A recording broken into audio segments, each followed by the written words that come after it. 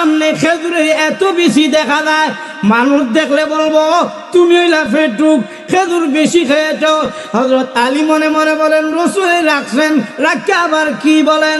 এমনি হযরত আলী হেসে দিয়ে বলেন ইয়া রাসূলুল্লাহ ইয়া হাবিবাল্লাহ, ওগো নবীজি আমার সামনে যদি খেজুরের এত বেশি থাকলে মানুষ বলে আমি খেজুর বেশি খাইছি, আপনার সামনে যে কোনো খেজুরের বেশি নাই, মানুষ দেখলে বলবে আপনি বেশি সহ খাইয়া লাইছেন। সুবহানাল্লাহ। এইভাবে আল্লাহর নবী আনন্দ করতেন। রাসূল বলছেন বুড়া বুড়ির জন্য জান্নাত নাই।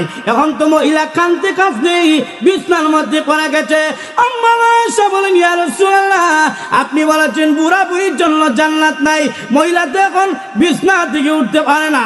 এমনি আল্লাহর নবী ডাক দিলেন আয়েশা বুড়িরে জানায়া দাও আমি বলেছি বুড়া বুড়ির জন্য জান্নাত নাই, কিন্তু জান্নাতে নেওয়া হবে না এরকম বলি নাই। কারণ জানলি জান্নাতে যখন নেওয়া হবে 80 বছরের বুড়াকে 33 বছরের যুবক বানানো হবে, আর 70 বছরের বুড়িরে জান্নাতে নেওয়ার সময় 16 বছরের যুবতী বানাইয়া জান্নাতের ভিতরে ঢুকানো হবে।